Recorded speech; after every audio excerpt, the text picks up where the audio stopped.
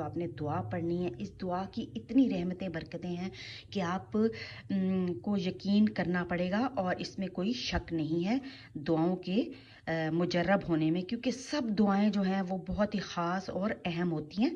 तो व्यूअर्स, दुआओं का एहतमाम लाजमी करना है। एक आपको दुआ बता देती हूँ जो कि मेरी सब बहनों ने किचन में जब वो काम कर रही होंगी पढ़ना है, और ईजीली काम भी जो है वो माशाल्लाह से बहुत।